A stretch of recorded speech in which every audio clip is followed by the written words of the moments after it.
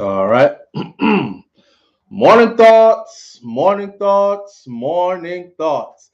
Shout out to June O'Brien. Thank you for being the first one in this morning. Shout out to the people going out to work this morning. Shout out to the people coming in from work this morning. Extra special, big up, shout out to the people who work multiple jobs. I have the utmost respect for you. Shout out to my entrepreneurs, my stay at home moms and pops, my retirees. Shout out to the drivers, the Uber driver, Lyft driver, truck driver, taxi driver, food delivery drivers, round town and long distance truck drivers. Shout out to every single clean hearted, good hearted person who wants good for others as much as you want good for yourself. Shout out to Marjorie Nelson, Kerry Ann Jones, Onika St. John Jones, June O'Brien. Thank you for being here this morning. She says, "You're welcome and happy to be here." Happy to have you here, June. Mervyn the Point, Jamaica Curb, big up yourself and thank you for being here as well. We got a lot to talk about this morning. Four main topics, though. This morning, we are going to be dibbling and dabbling, talking about two cousins had a quarrel, and that quarrel led to the demise of a two-year-old child. When I saw the video yesterday of the guy explaining what him and his cousin got into and how come the little two-year-old end up dead, I left a message over there that said this just grieved me. It just grieved me because it looked like, we're not getting any better. But we're going to talk about that whole situation right there because there is a lot of information that got put out on it. Two cousins quarrel cost a two-year-old his life. Then we're going to talk about this nurse and her husband and what her husband did to her in front of their children. But not only that, we're going to talk about the children as well and how they are being affected after seeing such gruesomeness happen right in front of them by someone that they trusted and loved to someone that they love, their mom. And then, of course, the big conversation for the morning will probably be why has the Chinese and other groups in Jamaica been prospering more than Black Jamaicans? When I say Chinese, I'm not talking about the Chinese from China. I'm not talking about the big business and big companies and conglomerates that are investing their millions and billions. I'm talking about the groups that are, they could identify as Jamaicans because they can search their roots and it will probably go back really, really, really far. So they've been there for a long time. And these other groups may even have no connection to mainland China or mainland India or mainland Europe, the continent, or wherever. Why are they prospering in Jamaica more than Black Jamaicans are prospering? These are the things we're going to talk about this morning. All right. Before I do all that, though, I put up a video a few days ago that says, "Do not ever change for a woman." I feel like I need to go and explain more.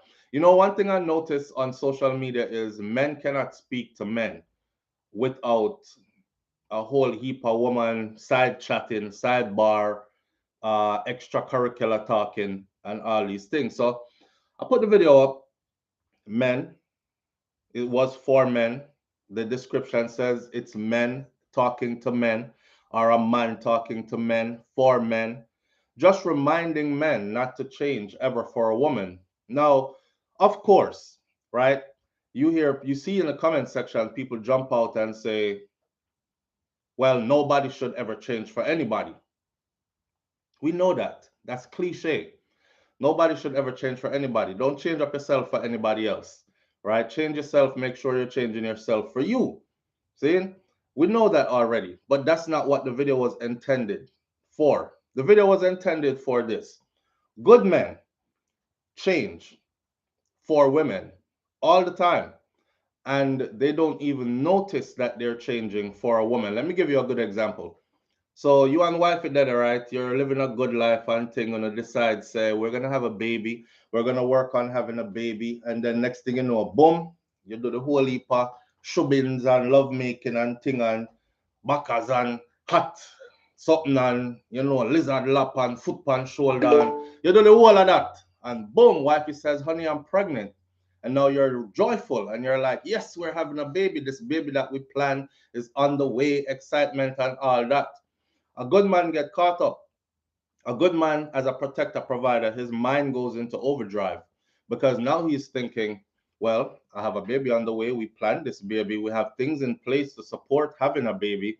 We'll be okay. But I feel like we need to be extra okay.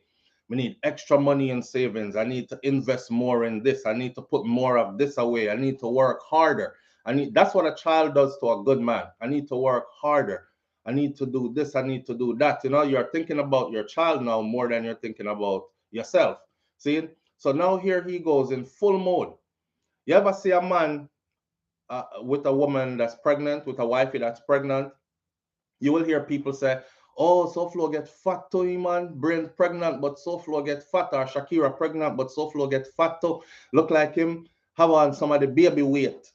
You heard that saying before, right? If the wife is pregnant, then the husband's gonna have on the baby weight too and all that.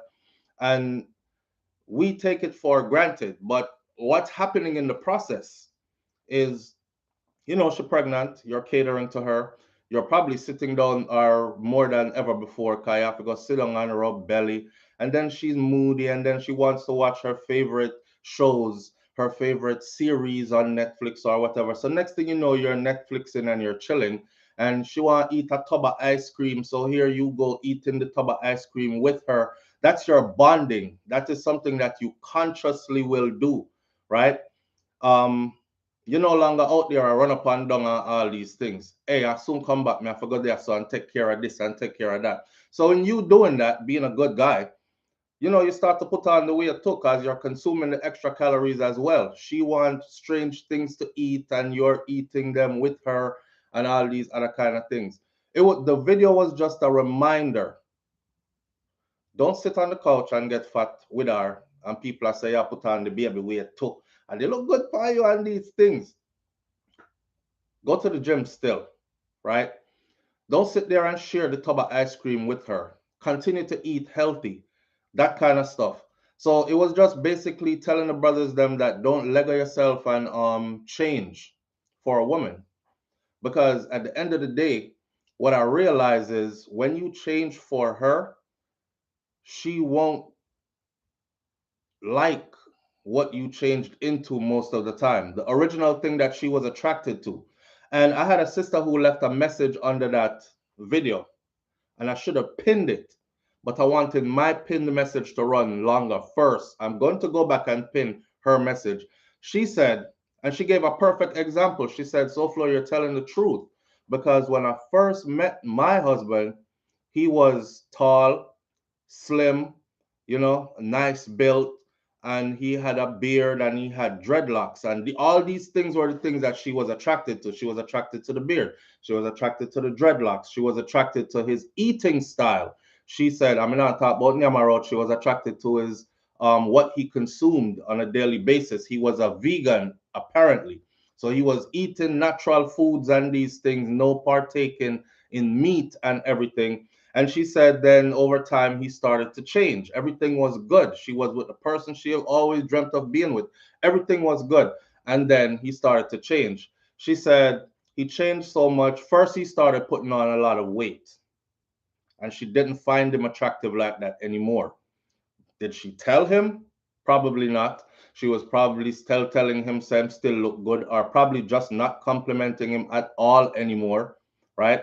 It's like you have a six pack and your woman a compliment you about, babe, your stomach's so nice, or your chest so firm, and then you get fat and you have two big titty with big like fair breast them. She no longer tells you anything about your chest, right? She no longer feel upon you. She don't touch you there when you're intimate anymore. Usually she would squeeze up your chest and I rub your belly while I doing something. She don't even touch you no more in them place there. So your belly get round, your titty them get big like fear. She's no longer attracted to you. It was funny to see that woman explain exactly what I was trying to tell men to avoid, right? She might not have the words to come out or the courage or whatever to say, I'm not find you attractive no more. I mean, how many people are able to say that to their partners, right? So most likely it's something that you're not going to say. You're not going to say it as a man to your woman, and your woman is not going to say it as a woman to you, her man. Because she feel like she's going to hurt your feelings, and vice versa. You feel like you're going to hurt her feelings. You can't tell her, say, boy, baby, you get too big enough. You have on too much weight. I don't like it. You know, when we turn you this way and we are do this, all that extra something that we're over there, so it's not something I'm attracted to. Imagine having to say that to your wife, and that's you being 100% honest. So you can't even be honest. Don't expect honesty from any sides. There are certain things that you just have to know and avoid and know what comes with it. One woman said, some women love them man fat. What's the problem? Me never say nothing about not loving your man fat. I'm not talking about him. And if him did fat when he meet you, you probably won't like him if he gets really, really skinny because you like your man chunky. You like your man like how you like your man. That's still not changing just for her. The sister went on to say her husband, this man who had the beard and the dreadlocks and was a vegan and into his Rasta way of life and all these things, she said he slowly started stripping those things away. This slim, well built, cut up figure turned into a fat, chubby person. She was no longer attracted to him. And she couldn't even admit it, right? But she was. She could admit it to herself. She couldn't tell it to him. Then she said he went and cut off him beard, shave off the beard, and cut off him dreadlocks. And she said after he did that, it was like she couldn't even look him in the eyes anymore because he had changed so much. This new figure is not what she was attracted to. You know, sometimes you change and the person you're with, like, yo, you look even nicer now than before, or anything like that. Well, for her, it was a turn off and a complete turn off.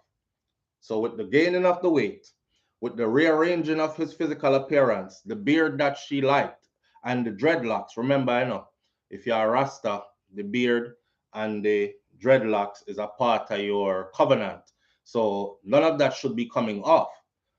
She said the worst part for her now was when he switched up his diet and started eating meat.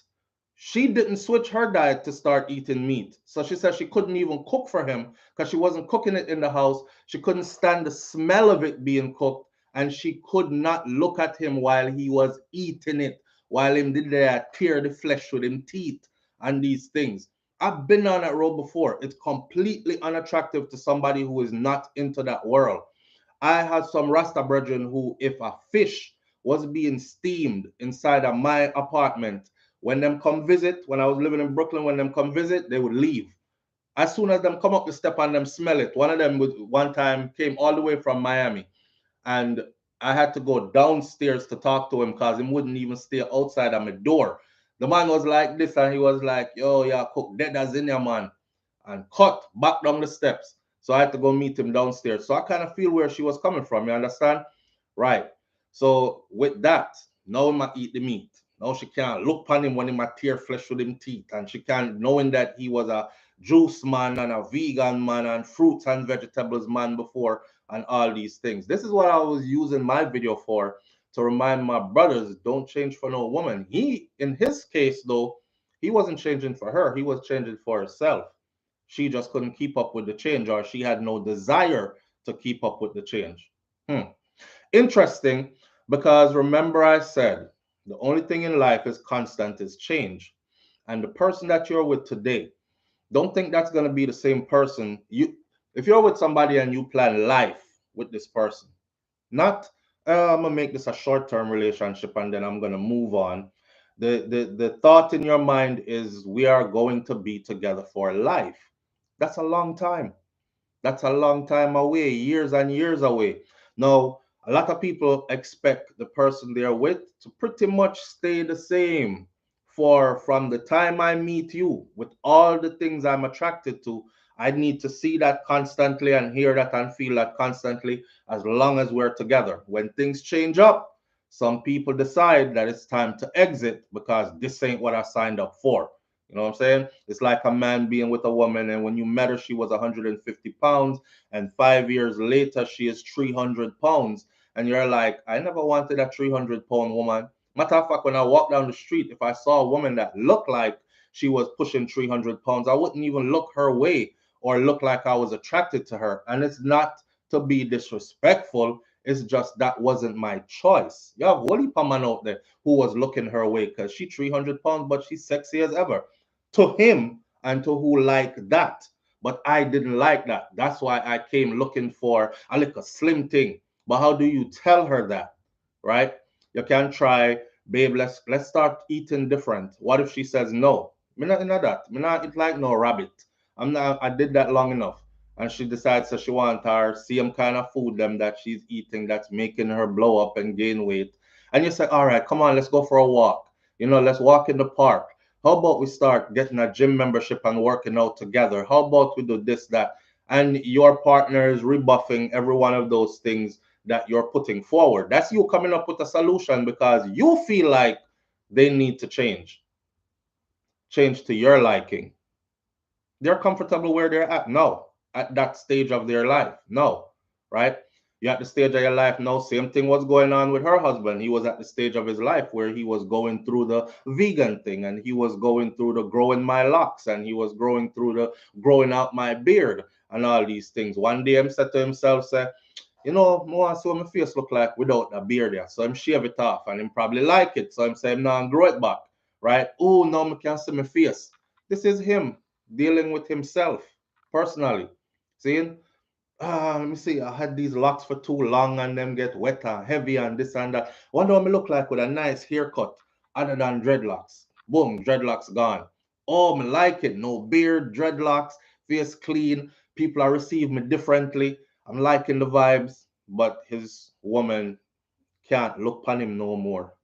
Like she literally wrote that she could not look him in the eyes anymore. But she said that is not what ended the marriage. What ended the marriage was that he eventually started to become abusive. So, on top of looking like something I am not attracted to, you went and add becoming abusive to it. Hey, listen, at this point, me not like you. Me already can't look for you, right? You're in here, I cook meat. I hate the smell of it, and this is where I live. Me smell it in my clothes. You smell, when you cook food and your house smell up of food and these things. On top of that, now you're being abusive. I'm out, and she ended that relationship. That was step, all the way to the end of that relationship. There, see? I counted 4 people without badge commenting and going to say something, but I don't want to be the comment snitch. Vicky Victory, you know what I think I did? I think I accidentally left the chat open. I meant to close it. And the thing about YouTube is once you start, you can't go back and change it. So you have to go through with the people them commenting. Now, the people who are here commenting, I'm gonna ask you to comment with respect. Anybody disrespect, you will be blocked, and then you will have to form a whole new account if you even want to come back here at any given time. So keep it clean, keep it respectful. You're free to say what you want to say. I started that way already. Just consider it a freebie for this morning. But this is usually something that is, and I see Bob Cosmic here, and Bob Cosmic is on all platforms that I'm on, but him don't have membership for here. Shout out to the people who do support this thing every single day almost, and they just either are in a place where membership is not available to them, which I feel bad for because I know you would get it if it's available on your ends, on your part of the world, but they can't get it. And so if them there, then respect to you this morning. We don't disrespect people over here. We say what we want to say. Sometimes we pop a joke. If the joke offend you, just say I'm offended, and somebody will apologize for your offense and these things. But speak your mind, keep it clean, and we'll keep the show going, just like family. Don't block them if they are rude. Yes, definitely. Novato Foster. Block them if they are rude. We're not into that. That's not what we're trying to be about. See? So yeah, my video about don't go changing for a woman, a message to men. A woman could have done the same video and told a woman the same thing. I'm not a woman, so I couldn't have done it. You see? But a woman could have done the same thing, and I wouldn't have been mad. Tell your girl don't change for no man. Like, man want her to do this. Like, for instance, I tell brothers this. You meet a woman, right? And when you met her, she dressed a certain kind of way. And you might call it risky, or say it look like you gotta look like whorish or you look like the girl them in at the club or whatever. Time for you change how you dress now. That woman never told you that she wanted to change how she dressed. You were attracted to her originally for how she dressed when you met her, when y'all were courting, when you used to go out on dates. She used to put on her little outfit and say, yeah, me I go see babes later. You know, me I show little legs and these things. You don't know a woman to spice up with something. And you used to love it, right? You used to love it. You were highly turned on. So how come when you reach the moving together part, live together part, wife and husband up now, right? Cohabitating. No.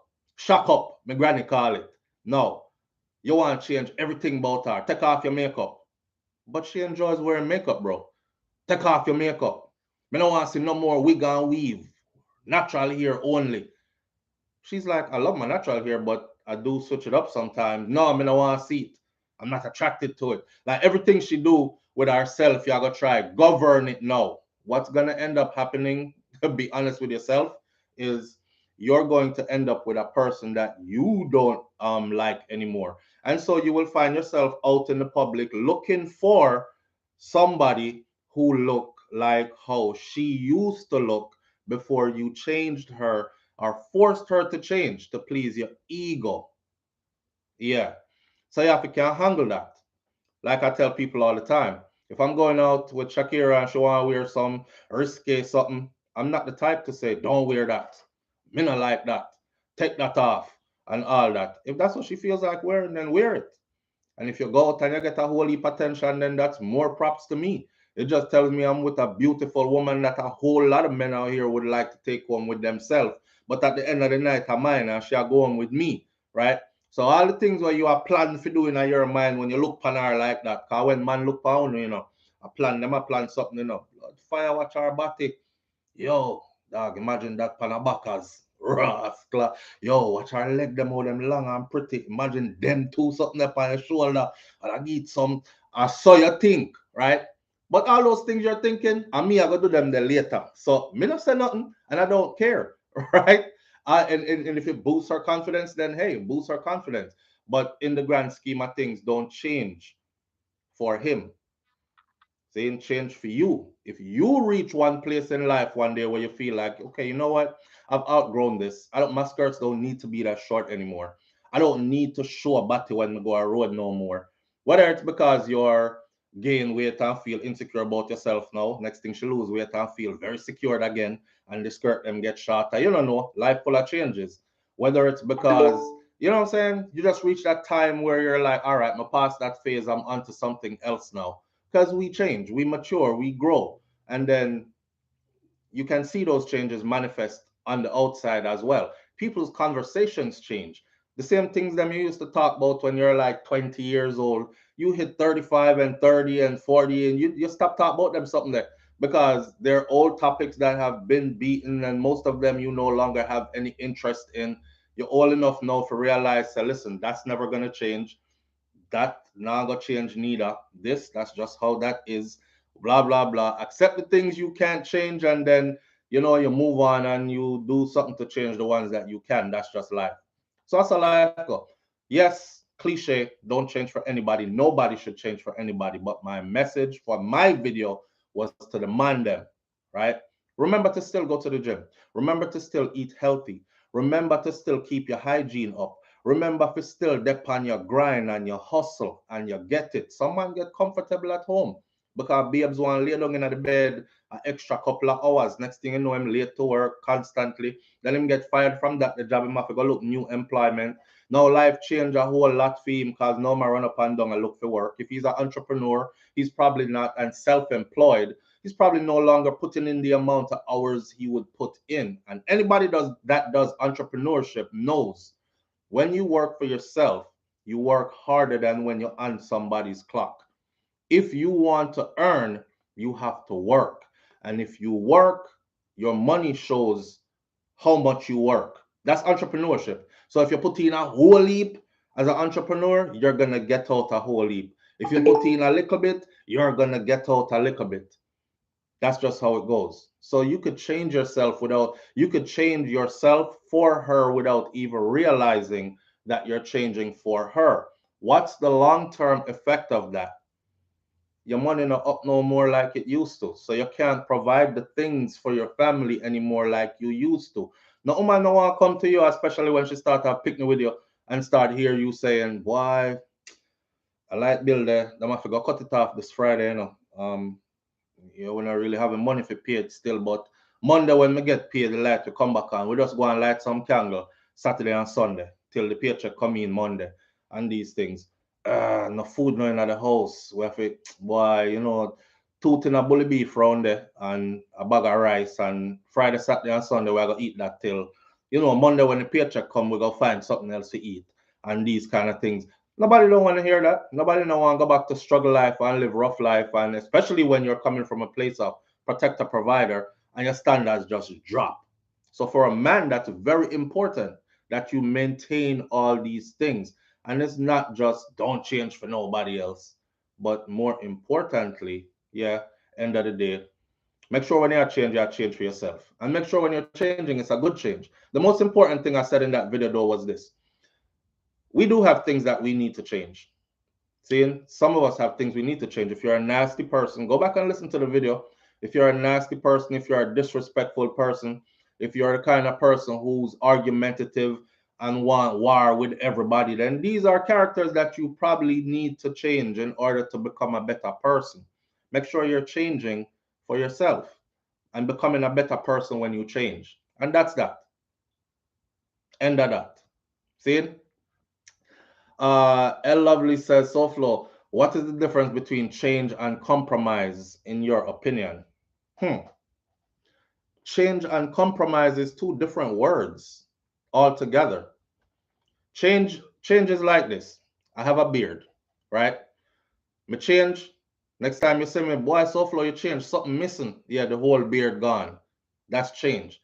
Compromise is I have a beard. Wifey said, I like the beard pan you, but me not like it when you make it grow so much. Like if it's low shave to your face and thing. So me want my beard. She don't like it long. So me cut it down a little bit. And now she happy because she is like, yeah, just like that, babe. Me like it like this. You know? That's compromise. So compromise is like giving and taking. Giving and taking. Sometimes you have to hold a loss. Some or don't look at it as a loss. It's all on how you look at things. But relationships are filled with compromise too. And if you're not a person that's willing to compromise and feel like everything must go only your way, then you're going to have problems and lots of problems. So, yeah, that's the difference between compromise and change. Bob Cosmic says 551 people watching and only 111 thumbs up. Like Wagwan. Trump thump up the like button now, like it's Andrew Holness face. Yeah, look pan. This brother always come with some. The man if you thump up the like button like it's Andrew Holness face. Yeah, look pan. And don't like Andrew so much. Mm. Shout out to the right, Honorable Andrew Holness. I don't want to say anything too out of the way. Uh, there can be serious backlash to that. Erica Senior says, I think compromise is when you do something because the person and changes because you see and know that you should change. Yeah. But you can see and know so you should change too, but you're just not ready. Yeah. And you still compromise and change up some things just to please the other person, but not necessarily mean you ready. you know? The one set up the like button like it's Andrew on his face. I never me say it, sir. I was reading the comments and people were free to speak. And them say if you thump up the like button like it like on your face. I saw. NK says changes a motion of your truth from one state to the next. Compromise is a partial editing of your truth to satisfy someone else or whatever reason. Perfectly put, NK. Just like I just said, you know, it's you can change, compromise then to please another person. And it's some qualities that, oh God, man, you're so loud and so raucous all the time.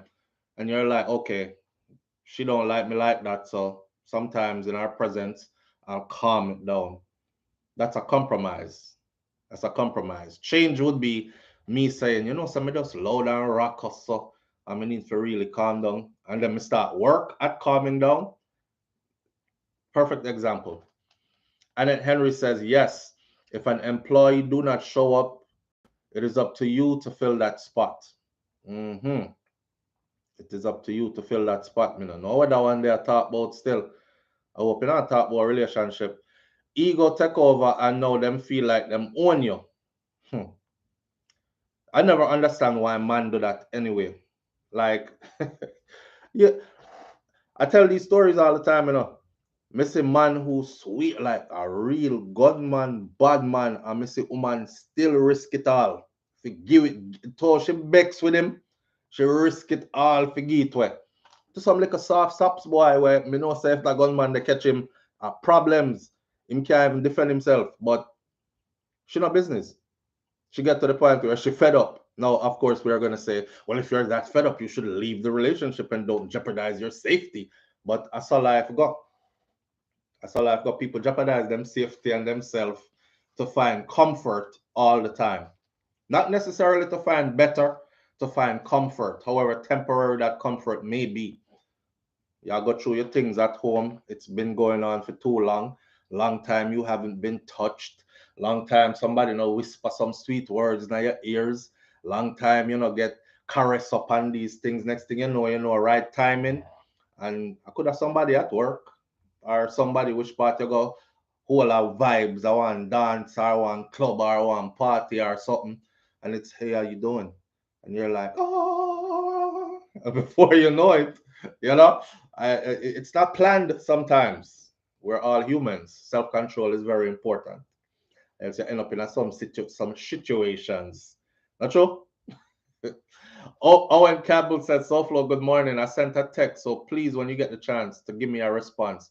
Where did you send the text, family? On WhatsApp?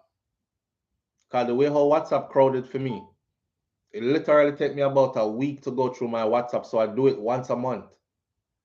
White Stacy says, White Stacy says, that is so true, SouFlo. You cannot please people, you have to please yourself. We people are difficult. Absolutely. Please yourself first, and then who like you enough or love you or care about you, they will be pleased that you are pleased. And so me always look on it. Cause people who care about you, them they want to see you happy. Who genuinely care about you, they want to see you happy. So when time you're pleasing yourself, you're naturally usually a generally happy kind of person because you're pleased and you're not out here faking and faking for anybody, and you're in your skin comfortable, and them see that and the vibe permeates, transmits, others pick it up, and yeah, me like be around a person, that kind of thing. See? So yeah, man, please yourself first, and then others. I mean, I say like neglect your family or anything, and that me I talk about. In those small ways. Please yourself first. You like how you look. You feel like you want to shave off the beard there, shave it off. You feel like you want to change up the hairstyle there, change it up. And that should give your partner the right to do the same thing too. Life funny though, because you're there with a woman, and the woman want you with your beard and your hair, and if you change them two things there, you just look like something totally different to her, where she not attracted to you no more. But she changed up herself every weekend. She went from braids to a wig to stitching weave to its style this way to the curly locks to the dot. Ross, she gone to a perm. She don't want perm no more, to switch back to that. And you're expected to love her and accept her through all phases with all the changes. So, me don't know. I don't know if that sister who was complaining about fear her husband, I don't know if she was one of those kind of women. Like, she change up every weekend, but you mustn't change. Because if you change, me not like you no more. Honestly, that's not somebody that really love you. I'm sorry. That's not somebody that really love you. When you love somebody, I think you love the core of a person. You love what them say. You know what I say? You love the little joke them what them make you laugh till your belly hurt you sometime. You love them mannerisms. You love how them walk. You love how you know you love different things about them. You love how they say to you all the time, them check upon your well-being. Are you okay? Baby, all right?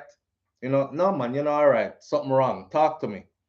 That. I know enough people in the world do that for you, you know. Hey, listen, I've lost a few family members this year, between last year and this year.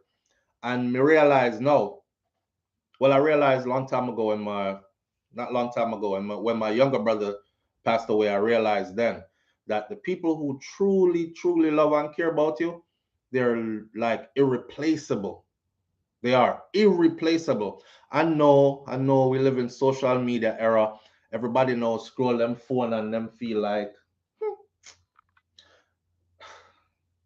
me know why you. Why? Him. Yeah. What you doing, babe? Nothing.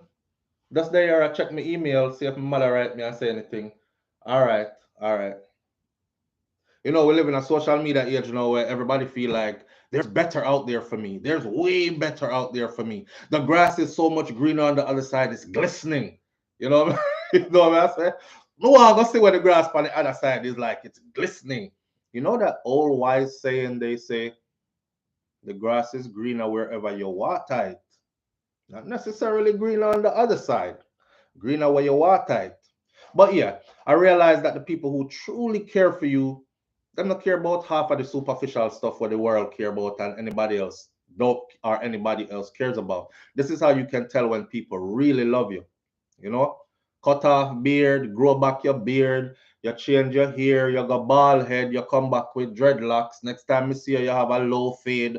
Next time I see you, you have in two contact lenses to make your eye them look green. But me know you say a dark brown eyes, you have your whole life. They don't care about all of that stuff. Them just love you. Them love everything about you. Them love your vibes. Them love your energy. That's it. That's how you know somebody love you. Not if you shave your beard, I'm out of here. Not if you cut your hair off, I'm out of here. Then post me start get older and my head middle pick out. You want me grow locks around the edge them still and have one big old bald spot in there. So at that point you should be encouraging me to shave off the rest side. But we don't know are we gonna get are you encouraging me to get a baby daddy starter kit? One of them something that when them put on, yo, the man them have them wig now to don't play with them. Lace front up. Ah, you might see them in Miami on Memorial Day weekend and them can swim in it, jump in at the pool and come out and shake it. So not like you with your weaves. And when you go to the beach, you don't want douche in the water because it go frig up. Him can swim and everything. Me not lie, me keep on saying it. That's why I call it the baby daddy starter kit. Because I watch a man going at the barber shop who look like about 65. Yeah. And one time they were done with him putting on that something there. Because the man head back, I don't just a little bald spot in my friend. It's not just I'm losing a little bit of hair. The man thing peel off and way back round here, so round here, so.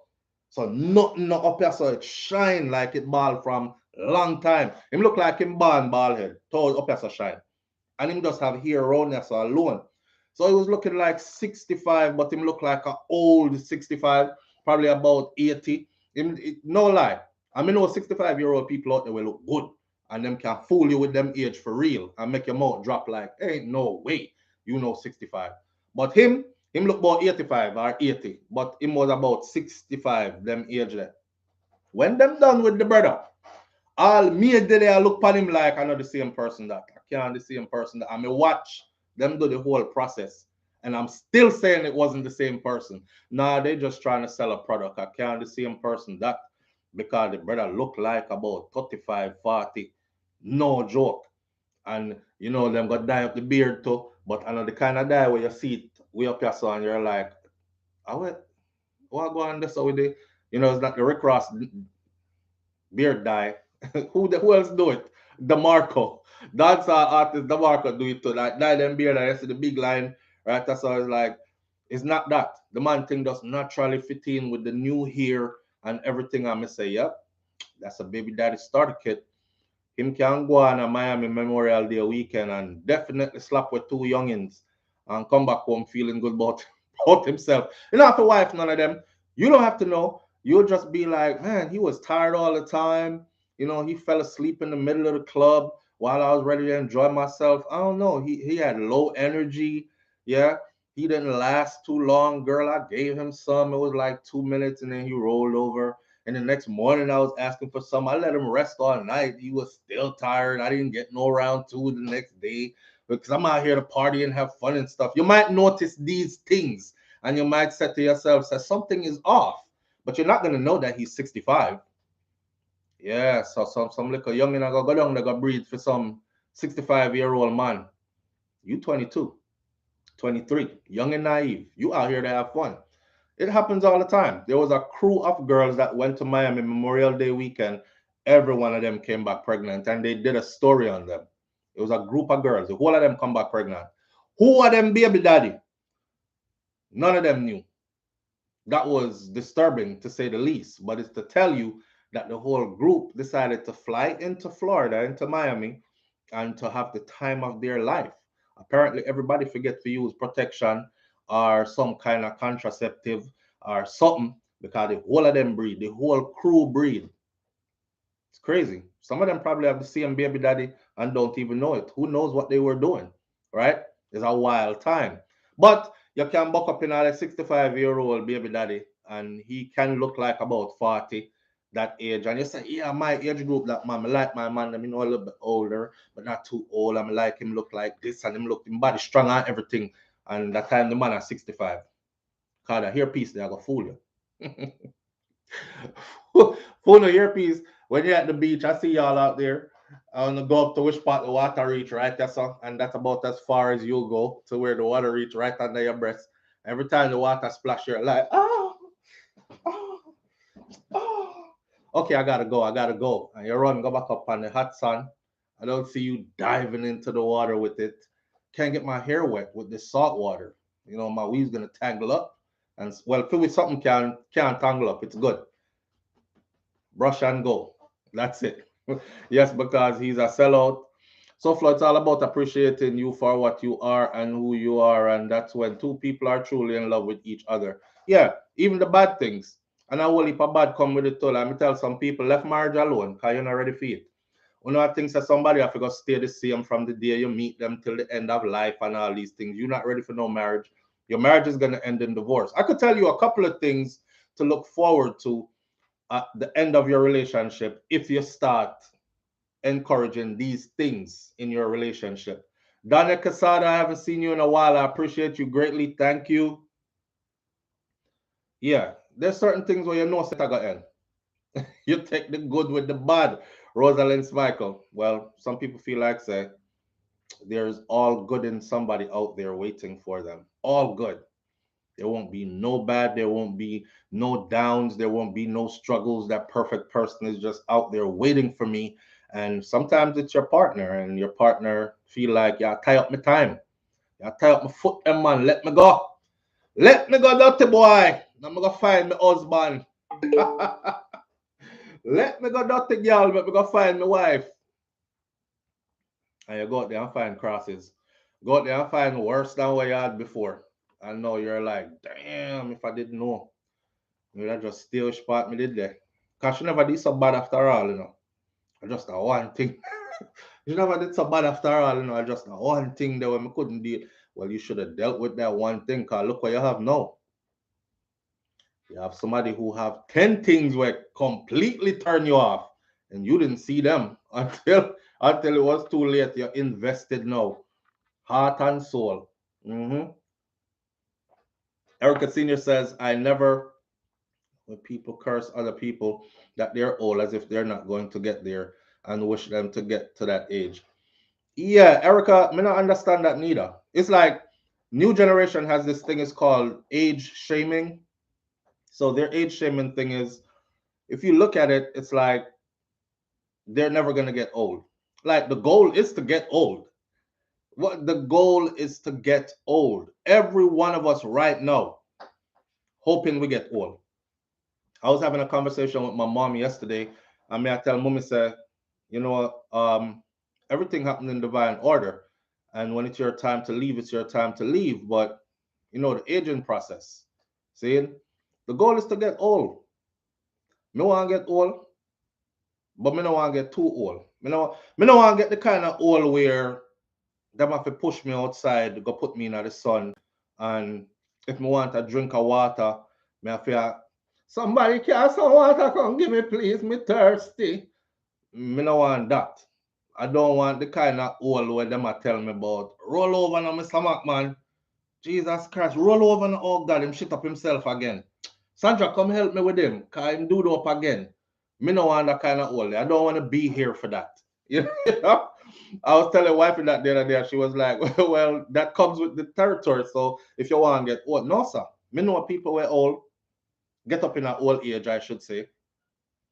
And when them pass away in them bed, whether it was a sudden heart attack or people don't know is what, sleep apnea, God choke you out in your sleep, you couldn't breathe no more, so you just pass away. And that's what sleep apnea is to me.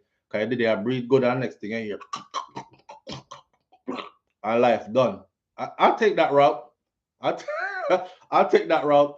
Me don't want nobody to lift up my balls and wash under them. Me don't want nobody to skin out my body and wipe me up and them something them. I'm such an independent person in life. I'm such an independent person in life that I would feel completely dehumanized just having to go through that. So at that point, me would ask God, like, God, why? Why this? Why you carry me come all the way, yasso? Like you picnic them dead and gone, you outlive your kids and all kind of something like that. You know, are you alone left you? All your spouse gone, dead gone, left you. You at this point you're begging to go. At this point, you're like, I don't believe in suicide, so me not do it, but please take me. If you can't take me next week, Monday morning, I'm ready. You know, you're just ready. Me bag them pack, I'm ready. I'm ready, Lord. At that point, you're just ready to go. You nobody want Tanya no more. Sharika, come help me. Yeah, help me turn him over. Him stop himself again. Jesus. I don't want to burden nobody like that. And I don't want nobody to crack no joke off of me in my downtime. I'm the young and fit and strong one time, you know, girl. You see all you. When me done fling your fry ass out to death, so I'm beat out you. I, you have memories, and that's it. I have to go face it to the nurse them. All me in a nursing home now, and my wife dead and gone already, all these things. Who ranks up? Me rotted. If my two hand them still work, me a slap body every time nurse come. Pie! Now I have to put up a warning sign around my bed. Be careful of him because he is inappropriate. Why you gonna tell me at that age? God preserve me till me at 98. Ah, my head get my head full of water. Me not have too much good reasoning. At time me seeing I'm good enough, but me, me I play it up to the fullest because I don't have much time left after 98. How much more years you think you'll get after 98? Eh? I'm done already in a nursing home or in a bed. When me I go after this? So let me say two nice breasts. Nurse bend over, say, here's your medication. Me as pop, pop. Squeeze one time. She might slap me, but it's okay. Me take it. When she turn around to walk away, I might throw a compliment. She says, stop. You're so rude. I want to show your rudeness. One time gone, you know. My rudeness turn up and buck and know something to see. Poor nurse. Old man, stop. You. I will hurt you. I will hurt me then, no. A long time nobody no hurt me, no hurt me, man.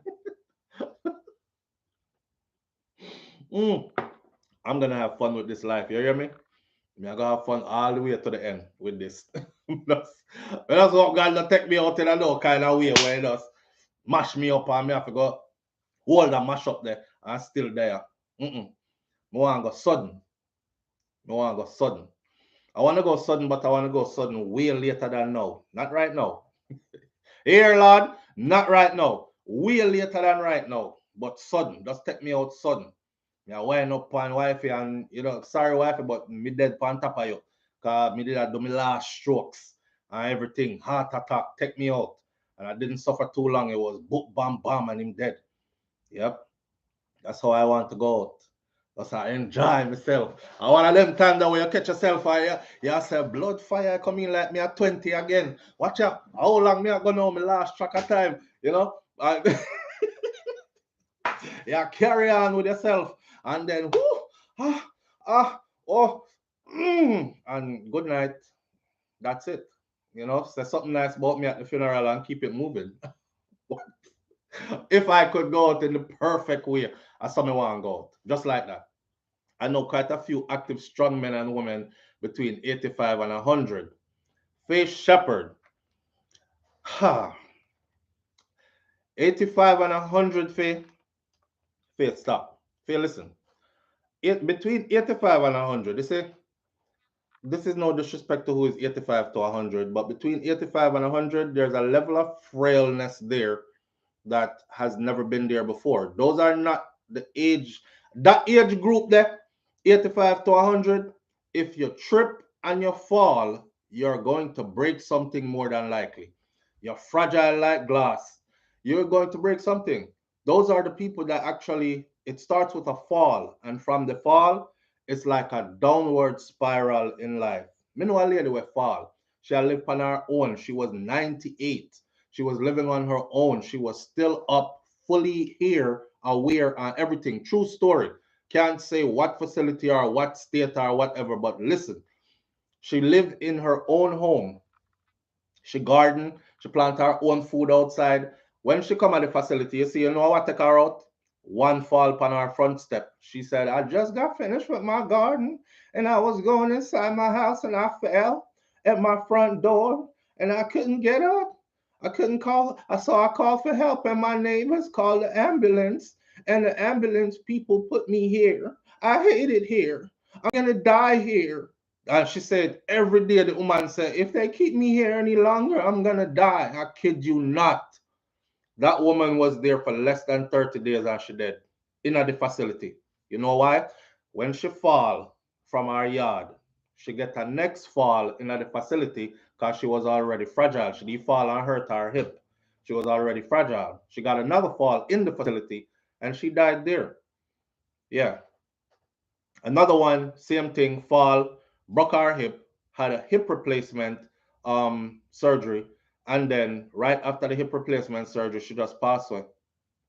So 85 to 100, I don't know what kind of strong you talk about, but that's strong then not strong, my friend. And I mean, how me strong now? If me thump a 85-year-old, I'm going to prison for murder. If me thump a 100-year-old, I'm going to prison for murder.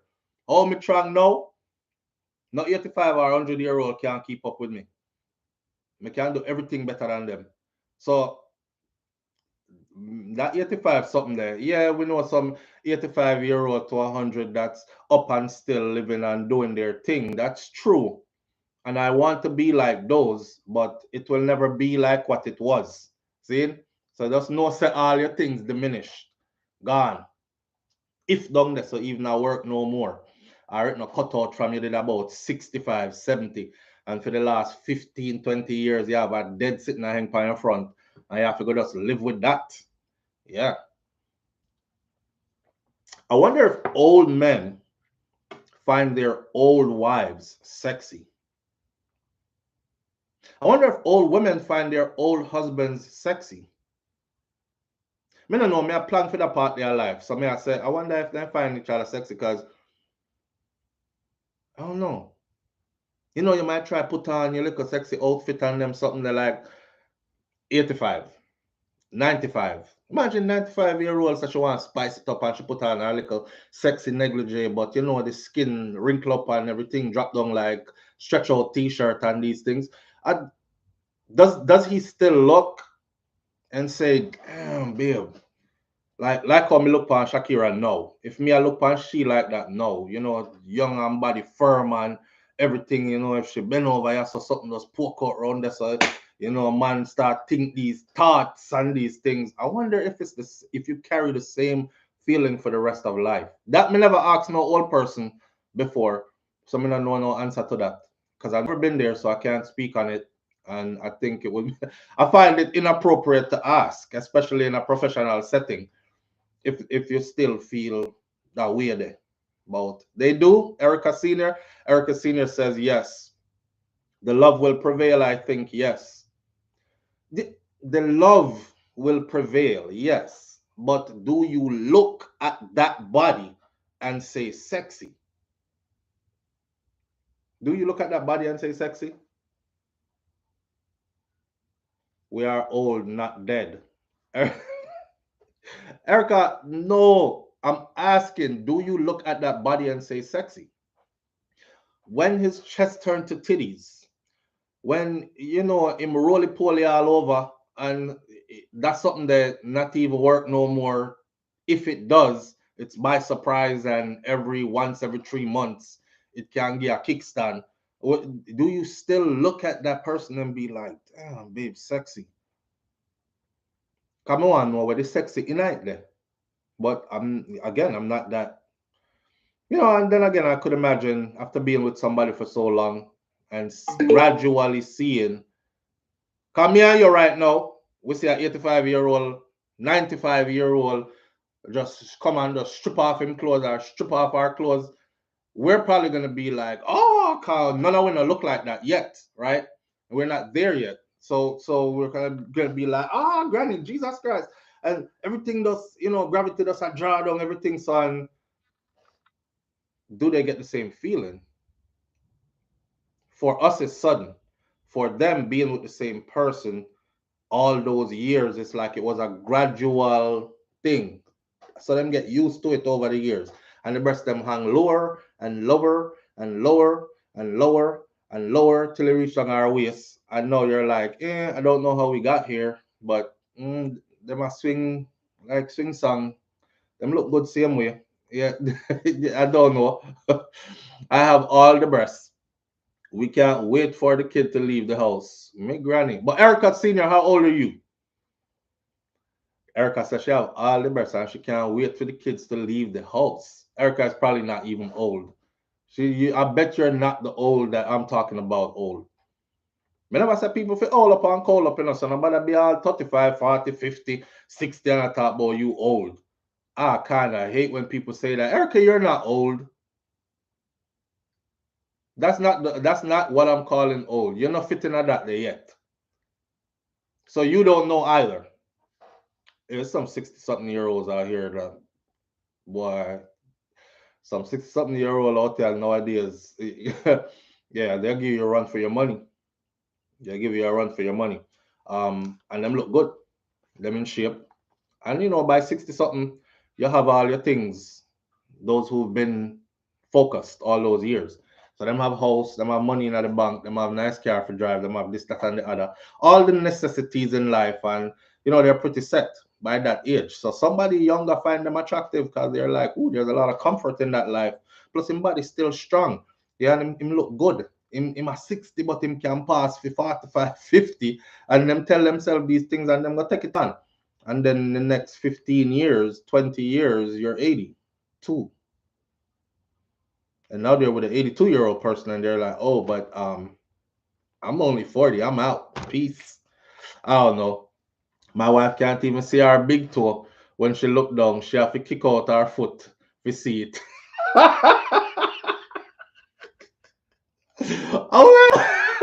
Where that come from? Wait there.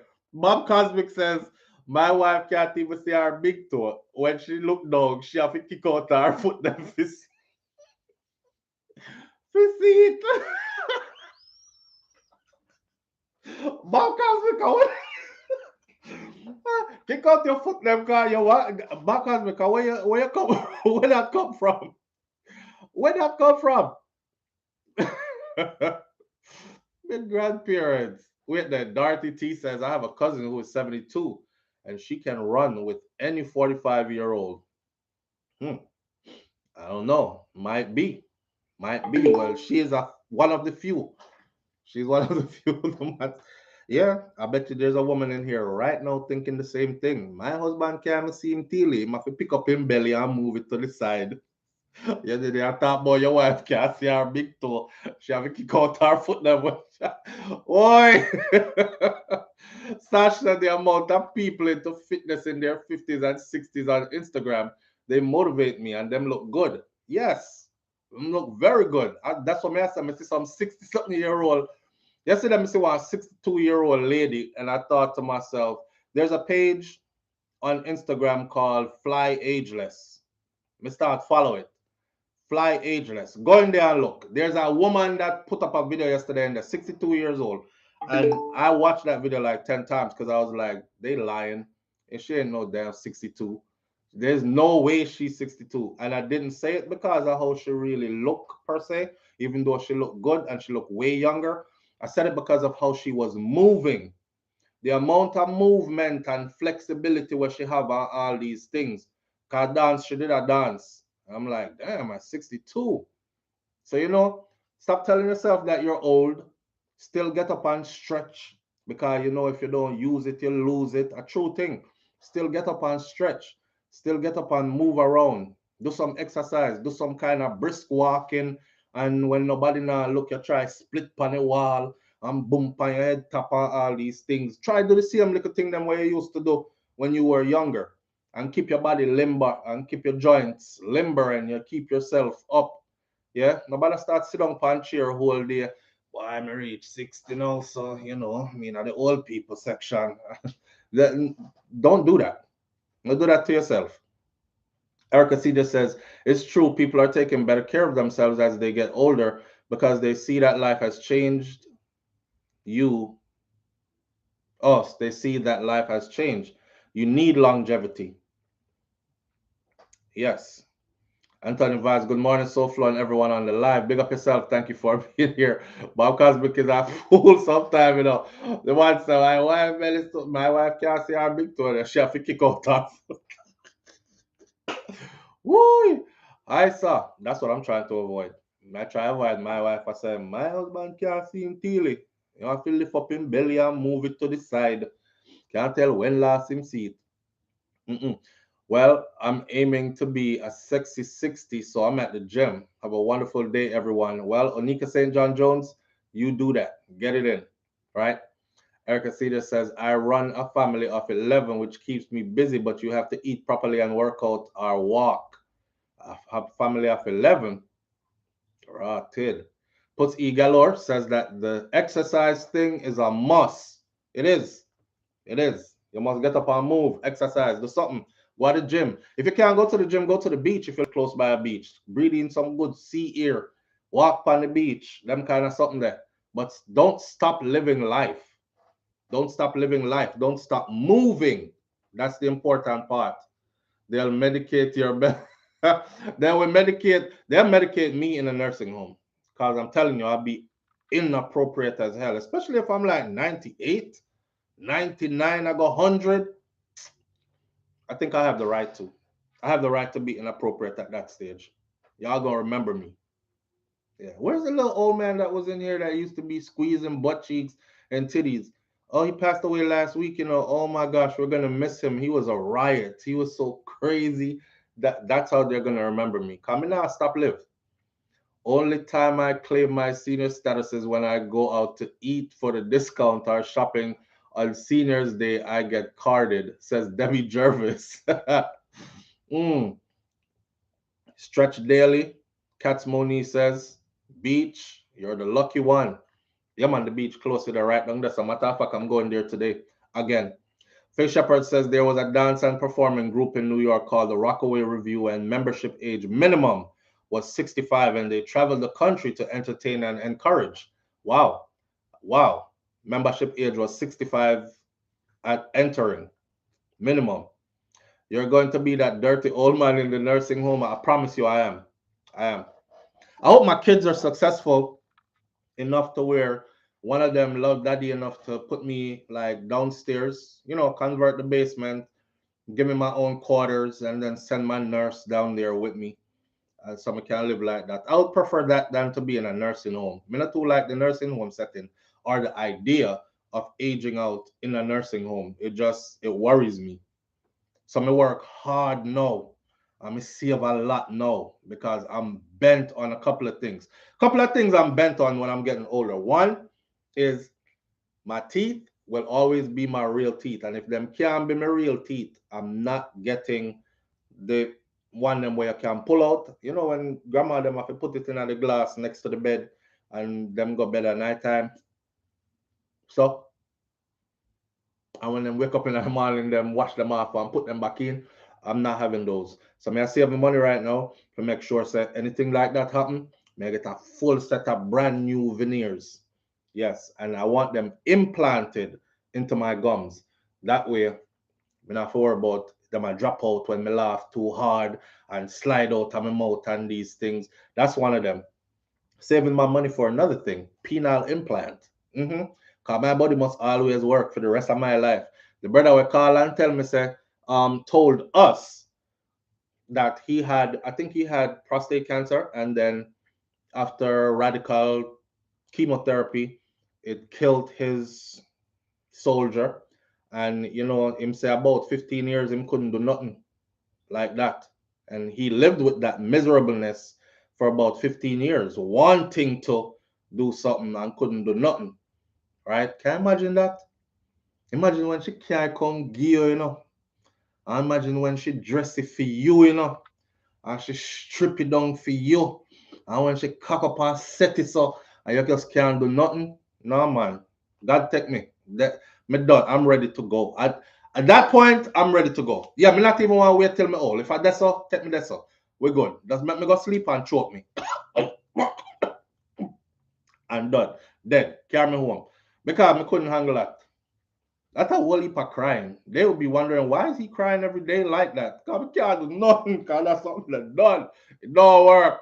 It don't work at all. But help is here. It's a bit expensive, but it's here. And the brother said it worked, and it worked better than even when time in need have him one real something. So me I save up for that.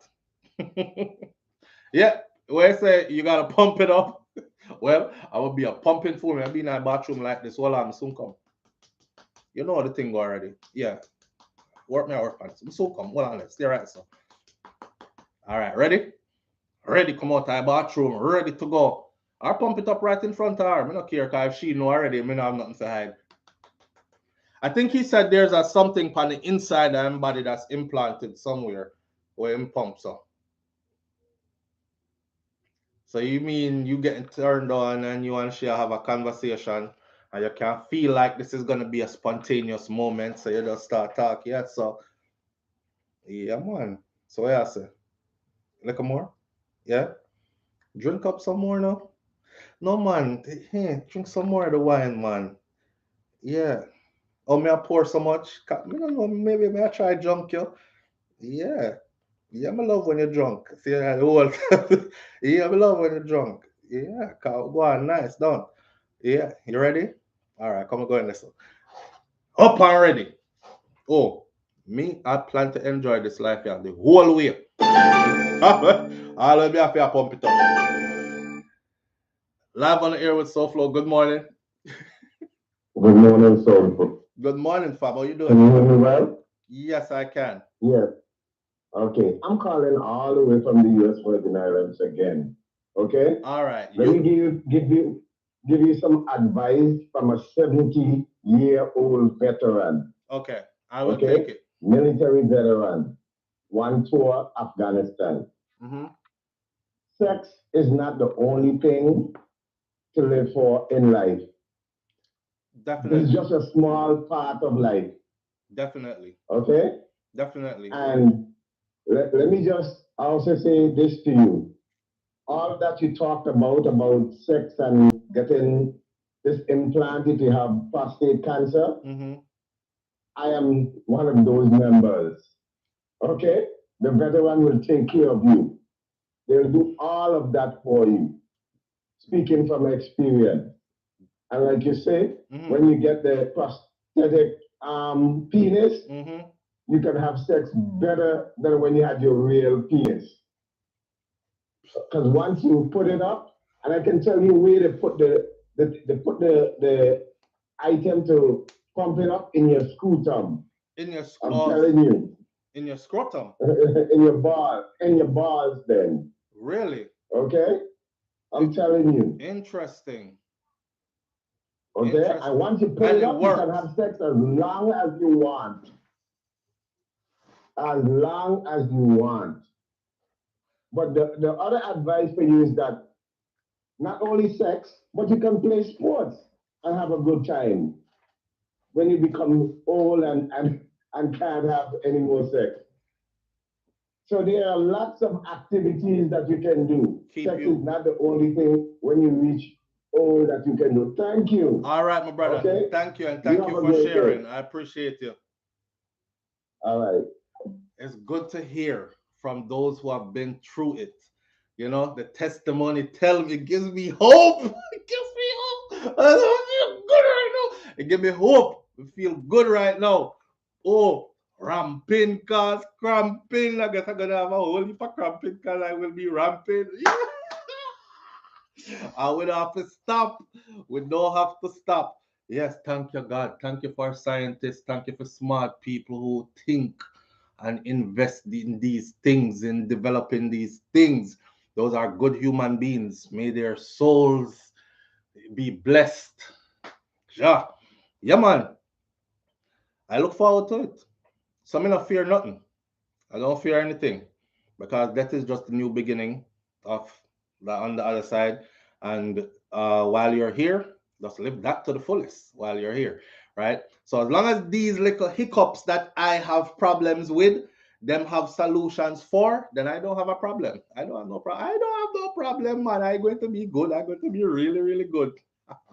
In the meantime, I just have to keep myself in shape. But the brother said some realness, and yes, it's not. I don't want to project that.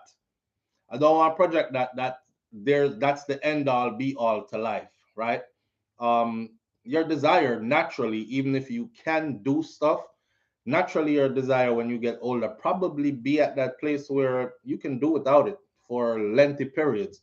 Because it's not so. I mean, how much sex have you had and can have, and after a while it's just the same thing all over again. So, you know, when you get into it, you get into it, but it's not the end all be all. It's not life, so to speak, like everything that has to do with life. So yeah, I respect the talk there from the elder still. My color changed 12 months, 1 year being a part of the Flow family. Ray, Bravo, right? Big up yourself, sister. Thank you. I appreciate you greatly. Yes. So, but it makes you feel better. Kaz Robinson says, I want to tell you something. The elder says sex is not everything, or it's not that important. Well, it's not that important till you're there with somebody who wants it all the time. And you can provide it not even half of it all the time. Then it's gonna be a problem. You know, I think we brush off sex more than it's taboo. It's taboo. So churches don't talk about it. The places we gather don't talk about it. Keep that in your bedroom. Nobody wants to hear that kind of stuff. Out a road, them no want to talk about it. Unless you talk about other people and what them do and what them shouldn't do and all this thing. But having a constructive conversation about sex and intimacy during sexual intercourse and stuff and how important it is to our relationship, we shy away from that conversation so much. We keep telling ourselves it's not that important, it's not that important. While your spouse probably over there like, important me with it, please, Jesus Christ. When last you give me some, me want some. Me a dead. Me a dry up like raisin ton prune ton raisin. Me a dry up like our desert or water. Give me some and you can't do nothing. Then it becomes a big problem. You know what I'm saying? So we could say that all we want to. It's not a problem. It's not it's a big problem. A whole heap of people mash up them thing and them thing mash up because they never did that perform at all. So yeah. Mm-hmm. At least she can. Grandpa go kill SouFLo in the ramping shop. Rash Jada! Rash Jada, thank you for being here, sis. Big up yourself. Rash Jada is one of the people who can't get her membership because of our location. You know what I'm saying? But anyhow, I appreciate seeing you here. Rash Jada said, Crampa go kill me in the ramping shop. You can imagine me being 90 years old, 95, and I'm putting on Vibes Cartel and Spice. Pam, pa, na, na, na, pam, pa, na, na, na. The ramping shop song there. All when a night. This was still like sun hot. Come skin it up on me, baby. Make my car handle it, but me I got try me best. Oh, oh, yeah, deal with me sorrow. Hold on, hold on. Me heart. And then Henry says, SouFLo wants the implant. No, no, me I go on good now. Me I go on decent now. Me no want it yet. But I don't want no fake parts yet. But if when it comes to that, and if it comes to that, I will gladly. And like him said, the VA will take care of it. He's a veteran himself. So hey, that might be fully paid for already. You know, sir, me have eye surgery recently, right? Before let's get into these topics, cause we don't have much time left, really. You know, me have eye surgery recently, and I went to a independent, couple of independent eye clinics to go get like a check over by a ophthalmologist, and then get a price for your surgery. See, everybody say, "Oh, your surgery that's minimal. It's nothing serious. We just take the thing out, this, that, and the other." How much? $5,800 per eye. Now, I don't need to be no specialist for tell us that are over $1.5 million or $1 million and something Jamaican dollar for the eye surgery for the two eye. And then I went through the VA. So shout out to the VA. And the VA did it. And the VA was like, "You already paid for this. You paid with your time and service. You paid with the stuff that you've been through before and all that. We appreciate you for that. This is where bam, bam, boom. One eye and then next eye, and now I don't have those things on my eyeballs anymore, and it feels good." I was holding a conversation at the gym the other morning with a guy that comes there to work out, and for the first time, it dawned on me that I was able to hold eye contact. Because it's a person where when they talk to you, them stare dead in the face, so.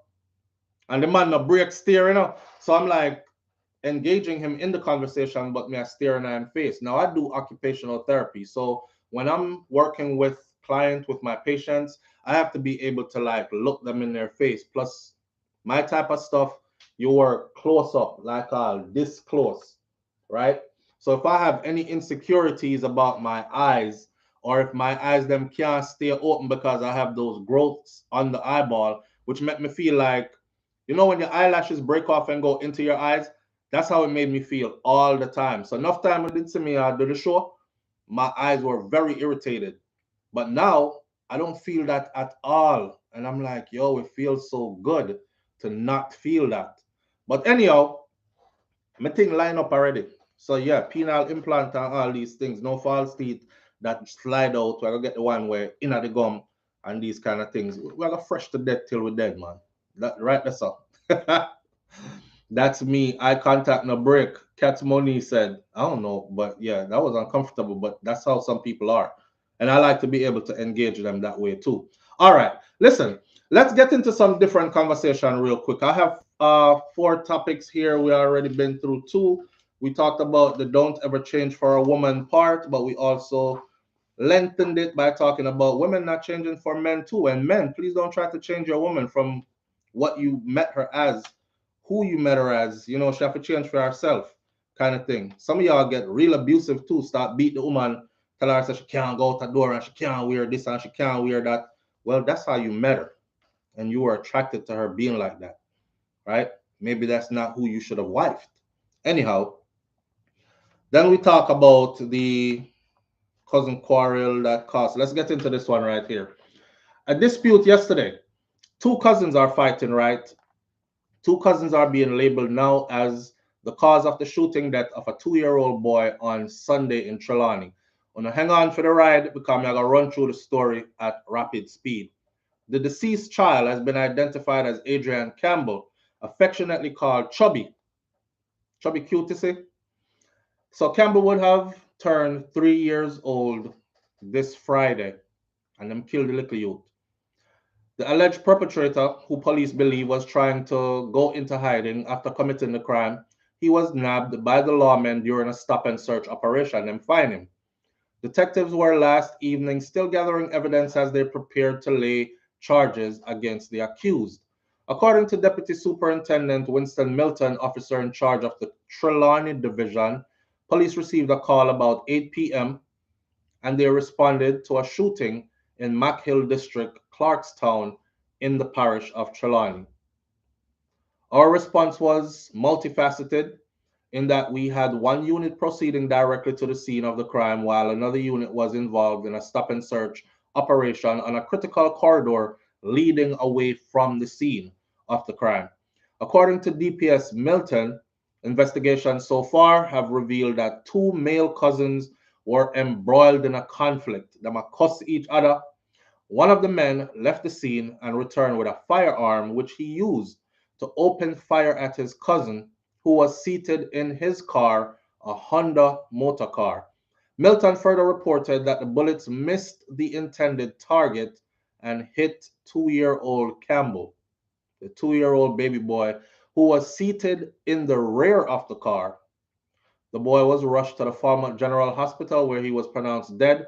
And on Monday, founder of Hear the Children Cry, Betty Ann Blaine, condemned the incident and expressed sorrow over what she referred to as Jamaica being fed on a steady diet of child abuse and murders, with children being mostly the victims. This case is very distressing, and certainly I send condolences to the family and the loved ones. This is another very alarming, disheartening case, and there are too many of them in this small country. Week after week, month after month, you hear about vulnerabilities of children and the levels of abuse and murders. We are angry. We are angry. Are we prepared as Jamaicans to unite and do something about this? It just can't be like this because this is not the new norm. This cannot be our new norm. Children for a long time have been what people call collateral damage. Children have been fatally killed because they are in a certain place. Sometimes they are walking and they just get shot and killed. Sometimes they are even in their own yard and the criminals come after the adults in the yard and the children are there and they just end up killing the children. Children are everywhere. Oftentimes they are killed not as direct target but as collateral damage, just like this situation. It is unacceptable. Children should be safe, especially in their homes, Blaine said. The residents of Mackhill were on Sunday night up in arms about the situation. Trelawney continues to quadruple with domestic violence. When the Observer visited the community moments after the incident, the news team was told that Chevelle Gillimore, or Gallimore, Campbell's mother, who is said to be in an advanced stage of pregnancy. Now she have a 2-year-old that's about to be 3. She just lost her 2-year-old and she is in an advanced stage of pregnancy at the moment. When she heard the news, she had to be admitted to the hospital after learning that her son just got killed at 2 years old. According to Ricardo Brown, who identified himself as the man who had the dispute with his cousin, the disagreement came about because the cousin slapped Brown's pregnant spouse in the face. So my cousin slapped my wife in her face and she big pregnant, 8 months pregnant. Bow! That called for fighting, man. On Sunday, Brown came under fire while he was taking Adrian to purchase some ice cream. In a bid to escape the frightening incident, Brown sped off from the scene, oblivious that the child was harmed. He didn't know. On Sunday, residents who milled around the area where the car was still parked following the shooting recounted that the child's mother rushed to the motor vehicle while shouting that her son was inside the car. My baby in the car, my baby in the car. He's shooting at his cousin. We're in the car, but her baby is in the car, and she run to the car. When she opened the door and she saw that the boy was drenched in blood, they said she collapsed same time. Speaking to reporters, Brown, whose face was contorted with grief, spoke of this ordeal in between sobs. I saw the interview. You can go see the interview on the Jamaica Observer. He was crying, especially when him start talk about the little boy.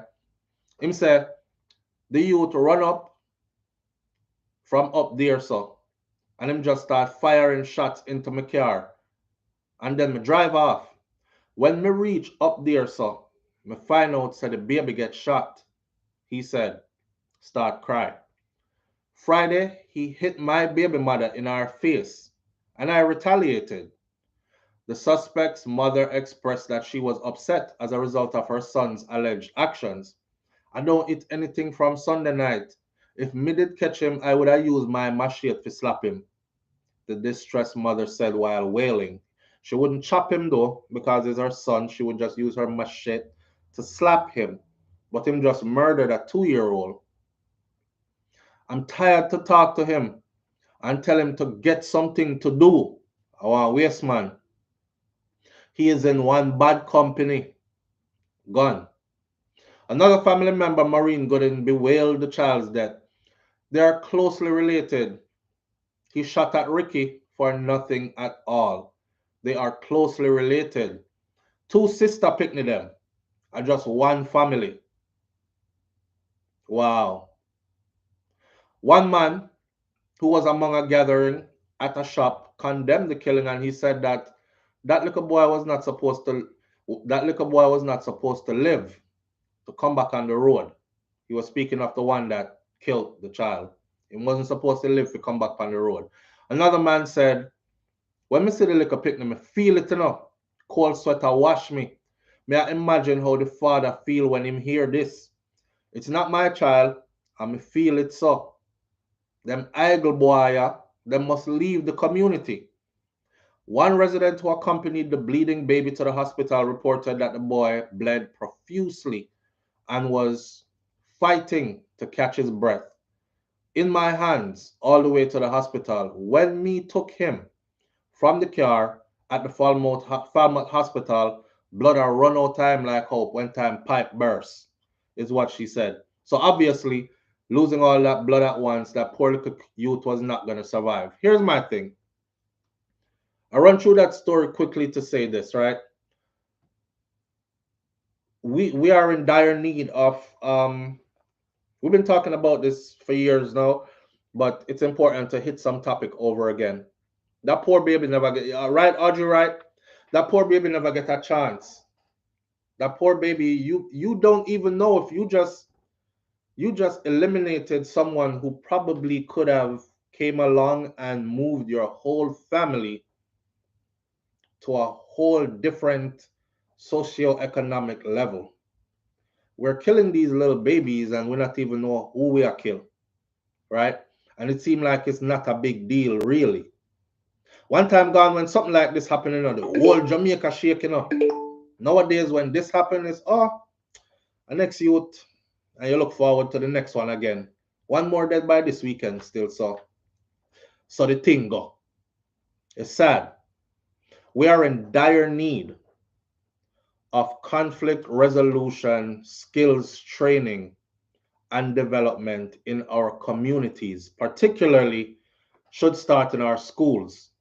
Because if somebody start working with the youth, them to teach them, that you can resolve your conflicts without violence, you can disagree with people and still keep it respectful, and these kind of things. I try to do that over here. That's why I said you can speak your mind in the comment section. You don't ever have to agree with me. I have family members that I never agree with. We just see everything differently. But the respect that we have for each other, that trumps everything, right? And I try to keep it like that on this platform as well. Just leading by example. Just leading by example. The same way I try to be a good father, just leading by example. I don't want to pick them get older and come kick me up one time, me at 85 or 90 with my penile implant and them something there, right? I don't want them clown me and drag me because, like my grandfather said, you are come and me I go, right? The same thing now. Me I go, them I come. And we need to be conscious of all these things, We can resolve conflict, man, without it. It coming like now it's a cultural thing. It has now so interwoven into our culture that killing is like someone's rite of passage or something. Me don't know. It's like everybody are run it down for me have to kill at least one somebody. I don't understand it. Like we speak to each other, we disagree, and the next thing you hear, that boy left dead. Some of them don't even, some of them, say nothing about them. Them want to kill you just because you speak. We hate each other now. We hate each other now, We profess to love each other in comment sections on social media, and we gather under the Jamaican topic videos, and we act as if we're very patriotic. But majority of Jamaicans are not patriotic at all. Because if you kill off your people them like that, how are you patriotic? Just the land gonna be left there, not the people. And the land is nothing without the people. It's just a geographical location. And then anybody else can come take over that and name it something else in the future. See? So we killing off each other like this over things that, like him now.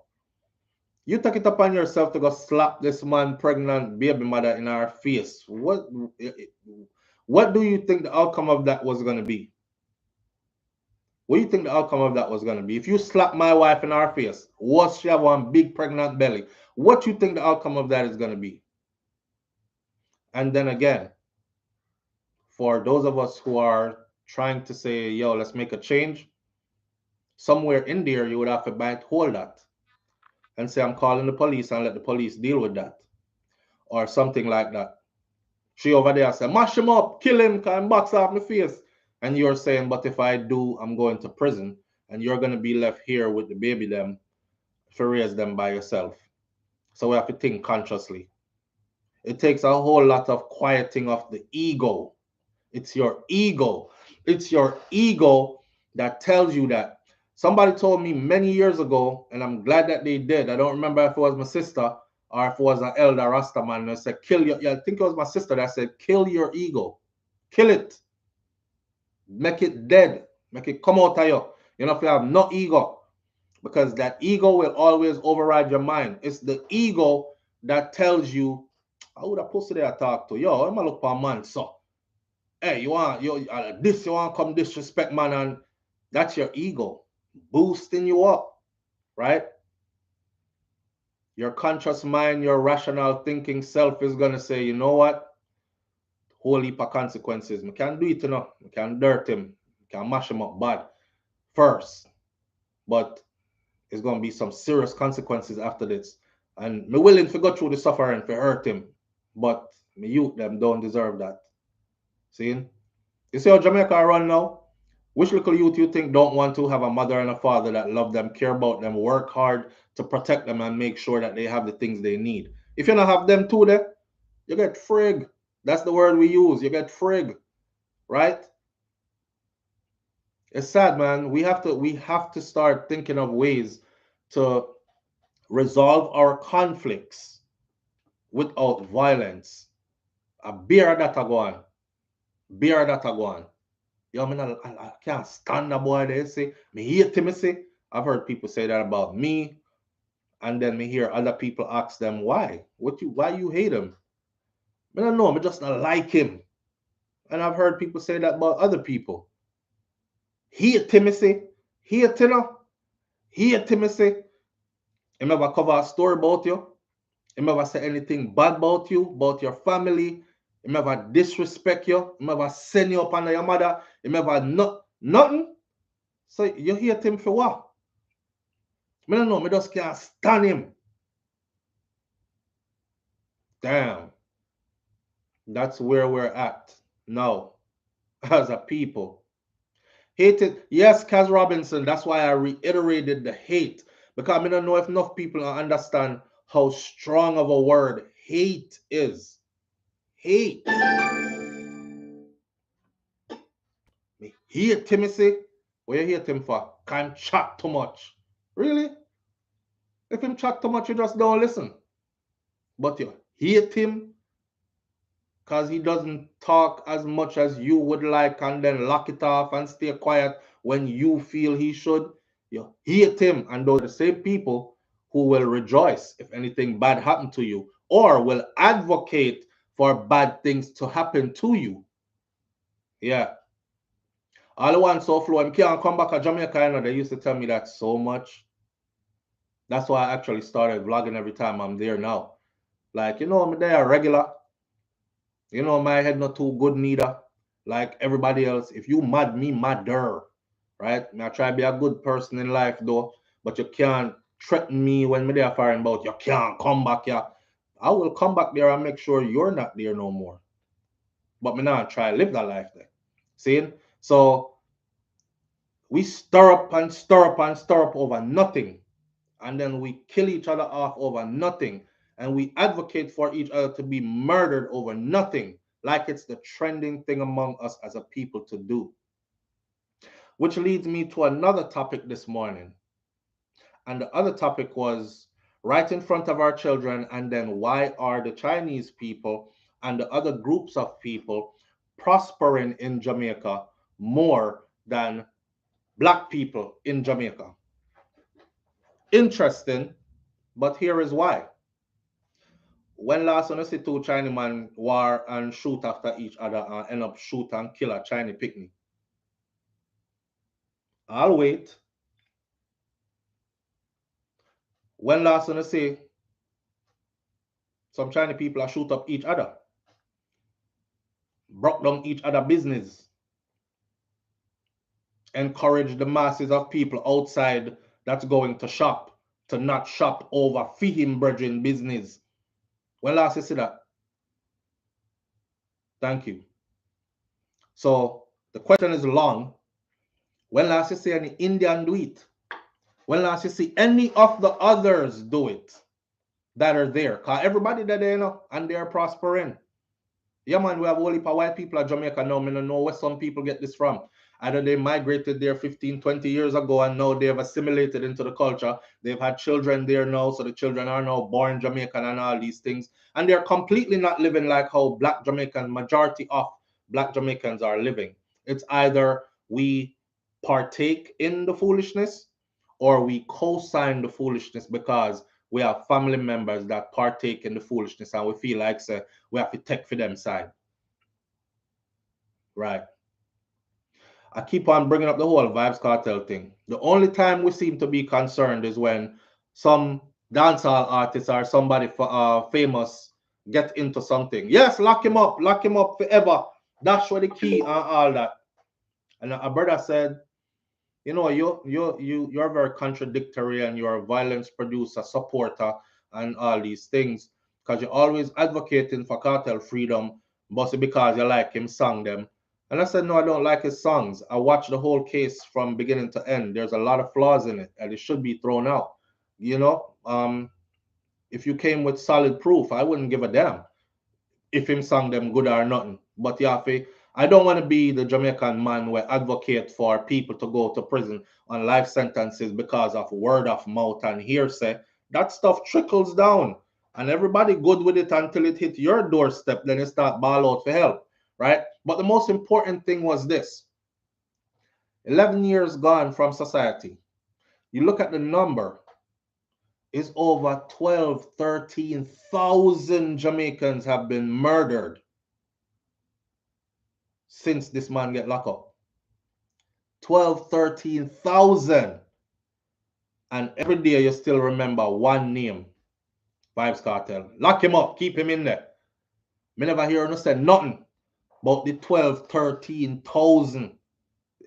Just think about that number in your mind.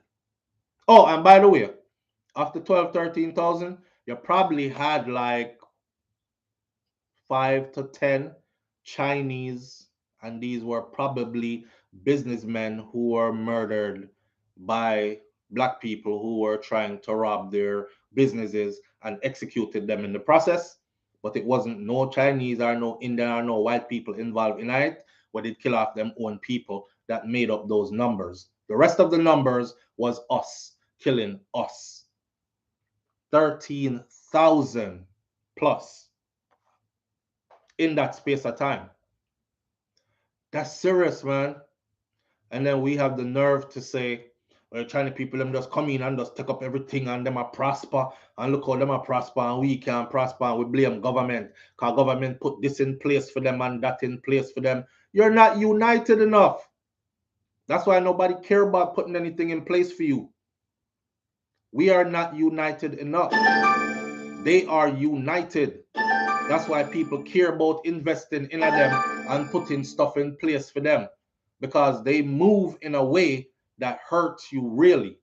They don't have to talk to you, you know.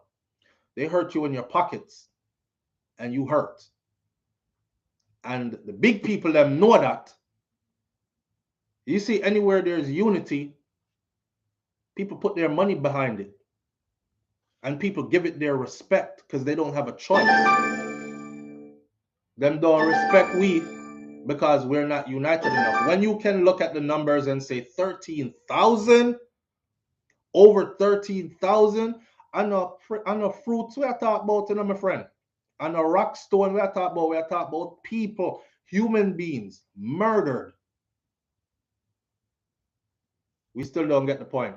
I hear Timmy say, all a girl them can't stand her. Yo, catch her and stab up our blood. That's how we treat each other. For what? Me don't know, me just not like her, can't stand her. Me not like him. Chat too much. Watch them two cousins, you know. Two sisters, children. Look at that. And your poor little nephew and poor little son never lived past 2. Gunshot. Wow. Here's another story on here, right? And this one is going to take us out there. I've told people before on the Chinese thing, us as black people, we can learn from the Chinese.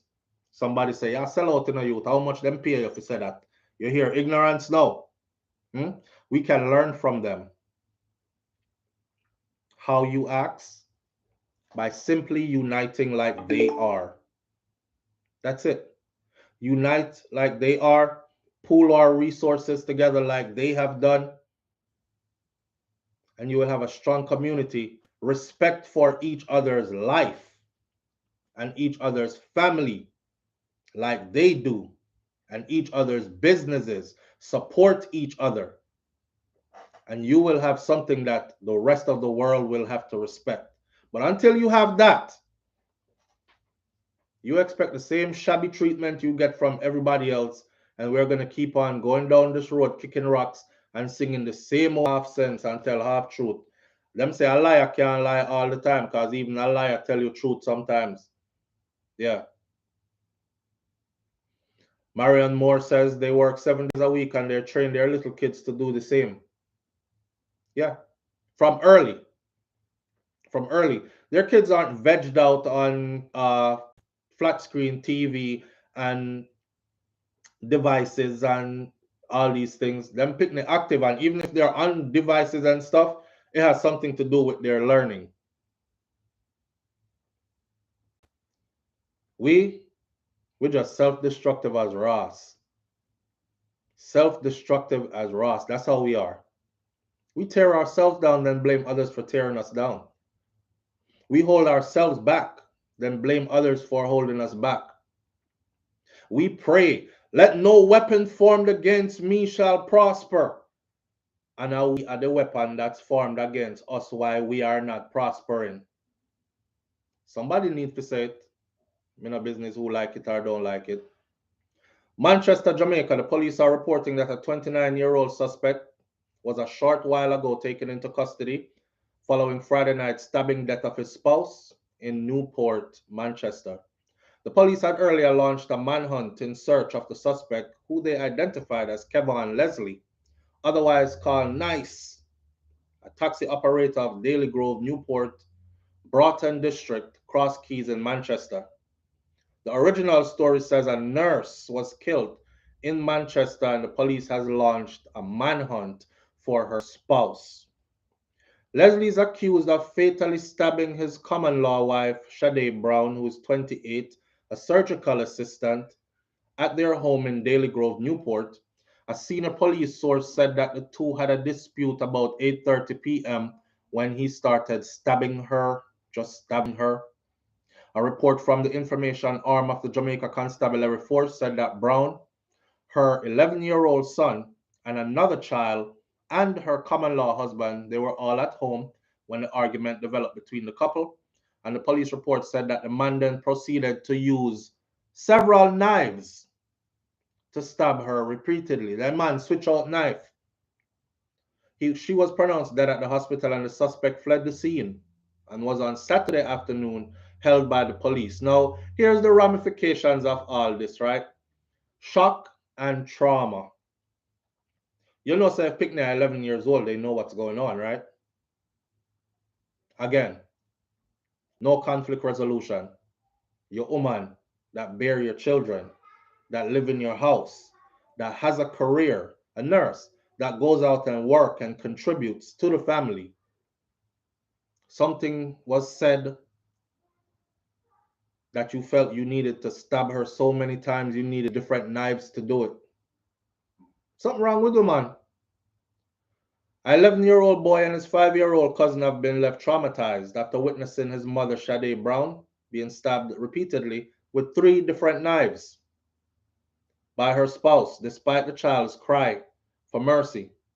The boy's grief-stricken grandmother, Donna Walker, told the Jamaica Observer that the ordeal has left the family living in fear after he was allegedly threatened. They were threatened by the murder suspect. Well, the police have him in custody now, but you know that go already. The son said to him, the suspect, "Why you do my mother suffer?" And the man said to him, "Move from here before me stab you up too." While he was stabbing up his mom in front of him. "Why you do my mother suffer?" And him tell the youth, "Move from here before me stab you up too." A senior police source said the investigators believe that the couple had a dispute. The police report said that the man then proceeded to use several knives to stab her repeatedly before fleeing the scene, and the children were reportedly locked inside the house with Brown's body. Him lucky grill, gone. After hours of trying to get out of the house to seek assistance, the 11-year-old alerted the neighbors.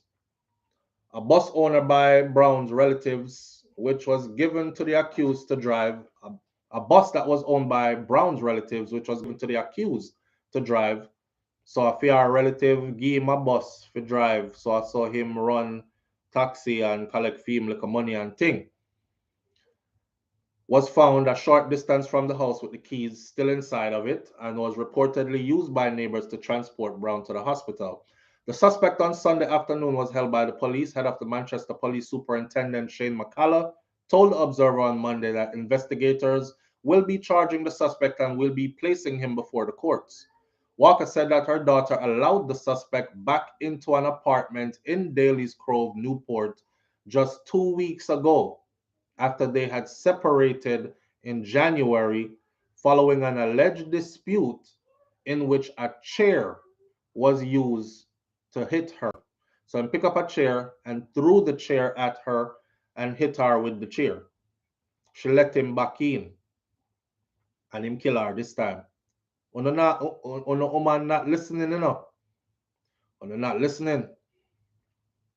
In January, he lifted up the chair from around the table because he wanted to talk to her and she was never in a talking mood. So he lifted up the chair and licked her with it. After she blocked it with her hand, it even licked out the bulb in the kitchen.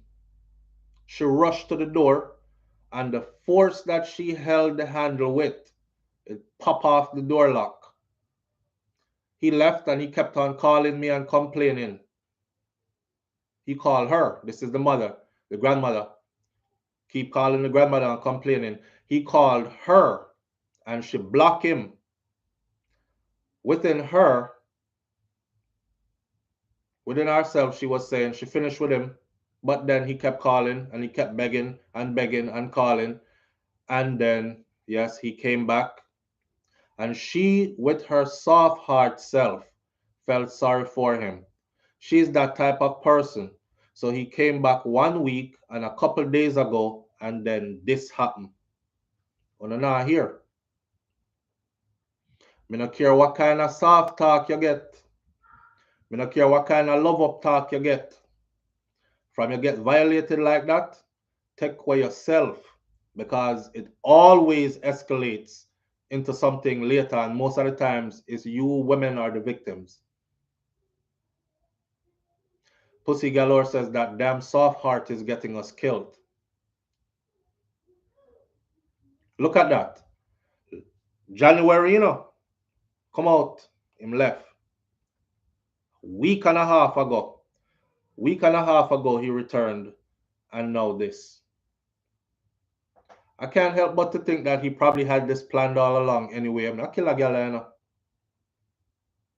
She said that counseling is now being arranged for the two children. Come on. You take 3 knives. They were in a holder on the kitchen counter that she got for her Christmas present from her workplace. The man kicked off the room door and went in there. That's how much she was holding the door to stop him from coming in there, that the door lock pop off. And him kick off the door and went in there. And she had the 2 little boys in there with her. This is a description of what happened. And him start stab her up in front of the children. And her little son, 11 years old, says, "Where you do my mother that for?" And him say, "You better move from here so for me stab you up too." The distraught grandmother said that she was a caregiver to her grandson while Brown worked as a surgical assistant at a private medical facility in Mandeville. "I would be there today looking to see 3 p.m. and know that she would soon come home. And this is either me go start the dinner, although she would say, 'Mommy, don't cook.'" So her mother cried and telling this. She described her daughter as an angel, and she detailed how she worked hard after becoming pregnant at 17. She got pregnant right upon graduation, but she did the graduation photo and everything. She never walked during the graduation ceremony. She started working odd jobs right away, like in bars and stuff. And while working at a bar in Alligator Pond, she sent herself to the University of the West Indies open campus, where she did practical nursing. After she said, "Mommy, I would work in the operating theater, you know." My mother in Turks and Caicos funded her to go ahead and do that. She said Brown had been working at the private medical facility for close to 8 months. She's in heaven. I know that for sure because she was always saying, "Mommy, you need to go to church and you need to accept God in your life," because she do her own fasting and praying and stuff at home, her mom said. And look how she did. Look how she did. Listen, man. Let's close this video off today by saying this. Some of you men, right? You don't deserve to ever have a woman. Ever. You don't deserve to ever there on no woman. If you can do that to a woman, and then if you can do it to her in front of her children or in front of her child and another child, which apparently is his cousin, 11 years old, the 11-year-old is begging you and asking you why you doing his mom like that. And you stab with 1 knife and get to one next knife and get to one next knife and use 3 knives. 3 knives. We're going to follow this story because we want to see what sentencing is going to be. Because you know, Jamaica justice system is always a joke when it comes to sentencing, unless you're some, or unless you kill 5 people one time and I picnic them or something. And even then, they won't say life in prison without the possibility of parole. But if anybody deserves a hanging, it's somebody like this. Yeah, those 2 babies are traumatized. And a lot of the times what we do in our culture is we carry on with ourselves and we don't ever think about the consequences for the children. We don't ever think about the ramifications for the children. We don't ever think about the backlash and how they will have to process this. And not only that, how you have frigged up their psyche and they will have to unwind from that before they can ever get back to being anything normal again. Selfish. Leave your comments in the comment section below. Keep the conversation going. Big up on yourself. Thank you for being here this morning. I'm going to end this right here. My condolences goes out to her family, and I hope that her children or her child and the other one get the best therapy available because they're going to need it. Jamaicans crashing out over nonsense, stamina daddy. Exactly. One love, people. I'll catch you right here tomorrow morning on SouFLoTV, what we call Morning Thoughts. You're my family, and I'll see you then. God spare my life. I'm out.